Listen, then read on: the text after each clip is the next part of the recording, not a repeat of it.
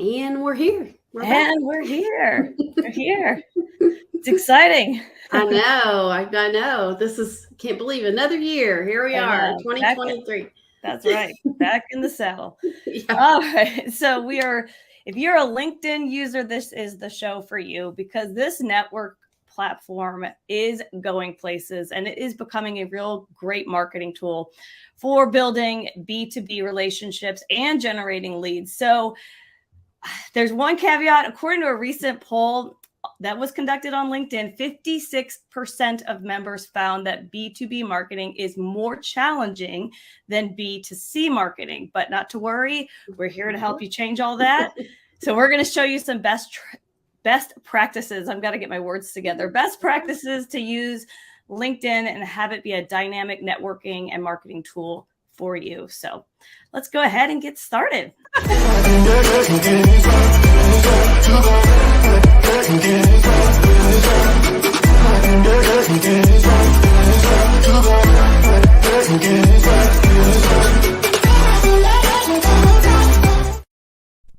Yes. All right. Welcome to Marketing and a Mic.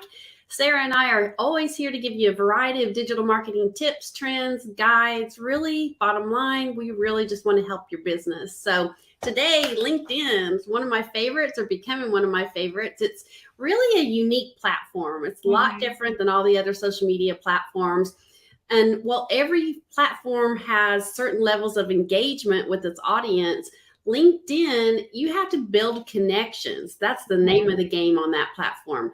Businesses are really expected to be visible and interact in conversations, and you just need to know where to start. So that's why we are here today. Yes. So we're going to break up this show into two parts. So the first is we're going to talk about some features on LinkedIn that can help you build better connections and brand awareness. And then the second part of this is we're going to talk to you about some valuable lead generating approaches that were shared by a panel of experts on a recent LinkedIn event called B2Believe.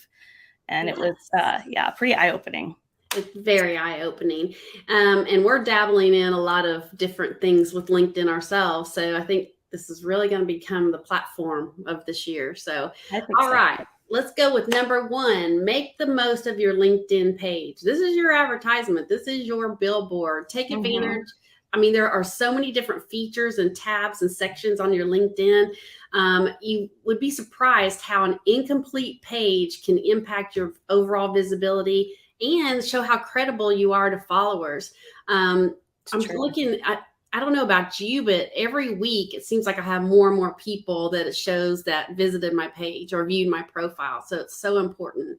LinkedIn data shows that complete pages get 30% more weekly views than those that are missing information. So this goes both for your company page, but also your personal page for business owners.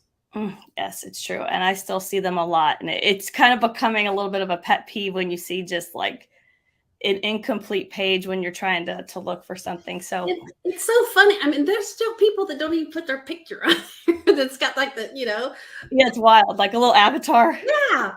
Anyway, I don't get it. That's a whole other pet peeve. Yeah, that's a whole other. But even with that, they don't do the cover image, which that cover image is that banner that's right behind your profile picture. And it's important to do it, make it eye-catching, and refresh it.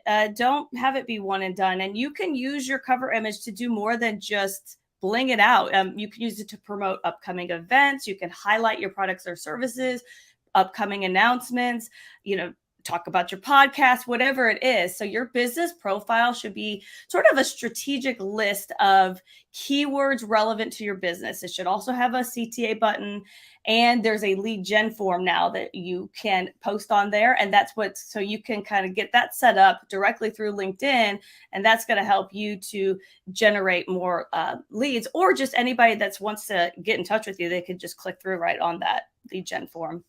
Yes, if you haven't looked at it in a while, there's, like I said previously, there's so many things that you can use the page for, so than just putting a little bit of information about you. So when you are using LinkedIn, this is the other thing to keep in mind. Let's go to number 2. The second thing that we want to point out is what we call the 411 rule. And that's what you want to use for engagement. So I love this one. We got this tip directly from LinkedIn's recommendation list. And I really think this concept is brilliant and kind of everybody needs to follow it. So the 411 rule states that for every one piece of content that you share about yourself or your organization, you should share an update from another source besides you. And more importantly, share 4 pieces of content written by others. So, spread the love. And I think people will find you a lot more intriguing when you're sharing other people's information. Well, yeah, and it also just helps with that concept of if you're trying to build your audience or build brand awareness, if you just kind of stay on your little profile with your little stuff, then you're not going to branch out. And this is a great way to do that and get some more eyes on your page. So, it's also in another tone, putting the audience's needs before yourself, because you really don't want your LinkedIn page to be just like an About Us page. It should be interactive. So you need to share content on your page. And when you do that, you're introducing more eyes to your business and your organization. So try to make it a habit. Our recommendation is to make a habit to start sharing valuable posts that you see from other like-minded businesses at the start of the week. Yes, and the cool thing is they help you. And this brings us to point number 3, content suggestions tool. This tool helps you quickly discover the topics and articles that your target audience currently cares about. So it gives you kind of some help and some advice about what to post. So to help build your content planning and follow that 411 rule, this is a great option to help that planning. I know people are like, I don't know where to start with the content. Well, it's right there. It's going to help you. Yeah, it's great. It gives you some suggestions sort of based on what you're looking for. So the 4th thing of recommendations is going to be to engage, respond, comment, repeat. So this again goes along with that interaction tool of asking questions and encouraging comments. It can do wonders for igniting conversation. So in addition, it helps build a community and connections on LinkedIn, which that's what it's all about.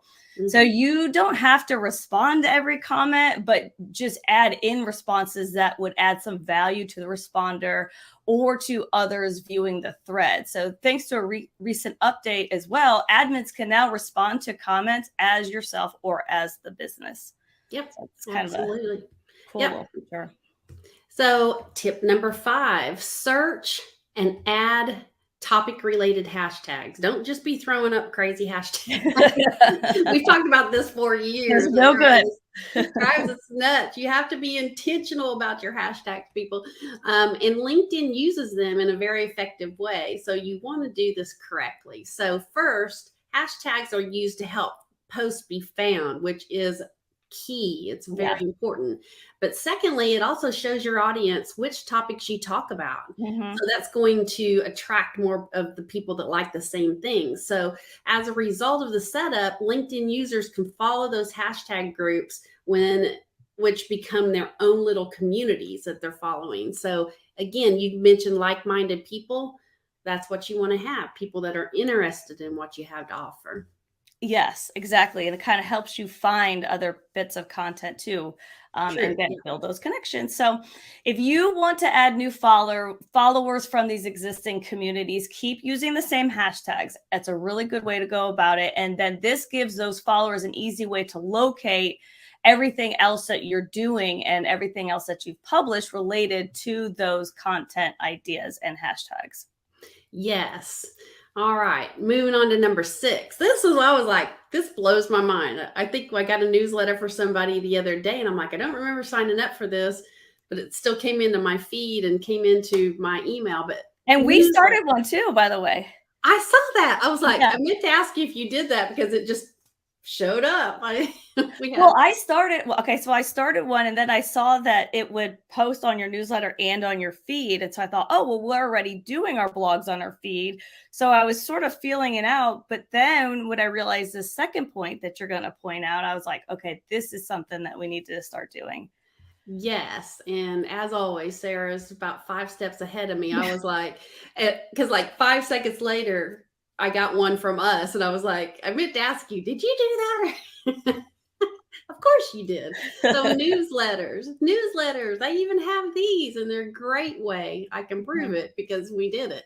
Great way to grow subscribers and also your page awareness. So when you publish an article through newsletters, it will post as an article on the page feed. And this is the tricky thing, or the cool thing, notify all your page followers. So newsletters serve as an ongoing way to attract and engage with your audience in a more organic way, being that professional or that expert. I'm all jazzed up about those. I'm jazzed too. That's what when I realized that part of it, I thought, oh, this is great, because it's going to take in your connections, put them as subscribers, and then they'll get notified when a new article gets published in the newsletter. So it's really, really great. Awesome. Yes. So in addition to that, you can review analytics to see which articles are sort of resonating more with subscribers and make tweaks to your future articles that you publish. So incorporating your own newsletter with original articles helps you build credibility in your industry. I mean, because this is stuff coming from you.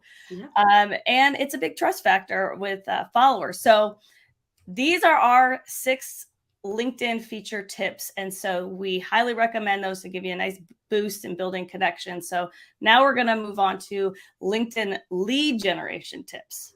Yes, which is a very different thing. Yeah. It's fun to be out there playing and sharing information and all that, but you really want to be able to turn it into a lead for your business. So number 1 in lead generation advice that we have for you is shift your mindset from features to promises. So late last year, LinkedIn had its first ever event. Sarah mentioned it, Be to Believe, to help inspire businesses succeed with LinkedIn. And one of the key takeaways with that, businesses needed to change their mindset from highlighting just features, plugging away features that your product and services offer, to putting a promise to the customers at the heart of their strategy. In other words, what can you solve? You don't want to just be hammering them with, look at me, look at me. So I think it's a huge thing to think about. Yes. This was a really great event, and it was getting to the heart of like your messaging and how you're approaching people, and what the people on the other side, the audience, is liking and what they're not liking. And so it was very well received. So their takeaway was that products and services, they don't build connections with people anymore. It's sort of becoming like bombarding to them. And the problem with you just coming out with product and feature approach is that it's telling people about a solution that they may or may not know that they have or need or any of that. So it can sort of discourage them. So if your current lead generation process and your messaging is created around a what we offer approach, they suggest doing a new approach. Yes, absolutely. Wanting to solve problems here. Think of that. So the second thing to keep in mind with lead generation is to create category entry points. We call them CEPs. Now, what does that mean?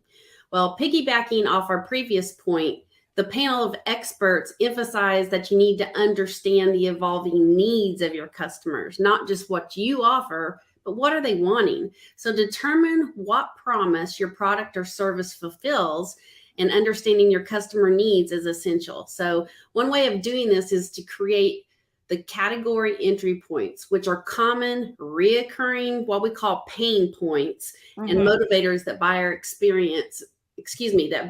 experience when entering into a buyer situation. What do they need? What are they wanting? What's driving them nuts? What problem can you solve? So that's what we mean by category entry points. Yes. Right. You don't want to come in with a solution to a problem they may not even have. So these pain points should all be customer centered. So what challenges are they facing? How does your business fit into that?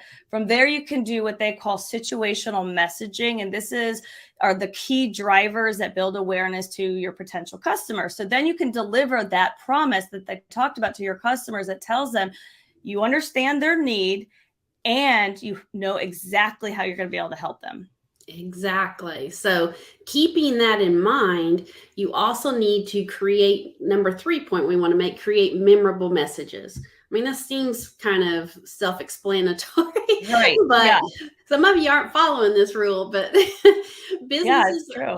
I mean, you're always wanting to try to leave an lasting impression, right? For your customers, and you got to cut through all that noise, which is really hard. So during this Be to Believe event, the LinkedIn team shared some glaring stats, and these are just kind of wild. Yeah. 48% of B2B purchase decisions find the B2B ads boring. Uh-oh. I know. That's sad.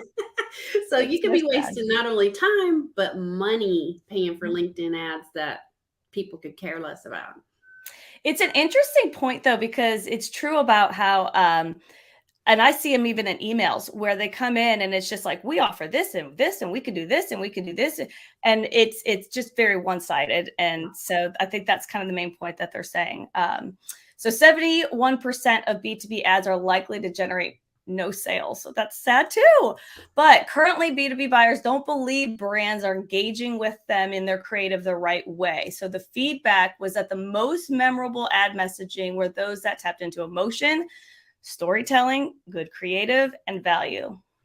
Yes. And again, that seems like it makes sense, but I think people are just so rushed just to get something out there. They're not thinking about what they're putting out there. So also LinkedIn's internal data showed that delivering creative that resonates emotionally with your target audience will boost the results of your campaign. Again, that's why they're called pain points. What's is bugging them and how can you help them? In fact, LinkedIn found that brands that harness this emotional connection saw an increase of 198 times more followers than those people who didn't. So, I mean, the proof is in the stats. The proof is in the numbers. Yeah. Yes. Okay. So the key takeaway from all of this is that LinkedIn believes that the best way to build more connections is to make everything about your followers. So this comes down to the posts that you publish, the content that you share, the comments that you make, and the ad messaging that you create. So the businesses that do their homework and they target the audience and they know the audience that they need to target and create a very good LinkedIn page that centers around that is going to find the success. So yeah, that is true. So you just need to kind of change your mindset for 2023. So pretty easy, right? Yeah. Yeah. All right. Well, I hope you guys found that all helpful. And that's it for today. And we'll be definitely diving into a lot more LinkedIn podcasts as we go further into this year. So don't forget to join our podcast. It also goes live on Facebook, YouTube, Twitter, and LinkedIn, and you can catch the replay on Instagram. Also, please subscribe to our YouTube channel for more resources to help your digital marketing. It's free and it's right there for all of you. Yes. All right. So we will catch you next time with another great show. Talk to you soon. Bye.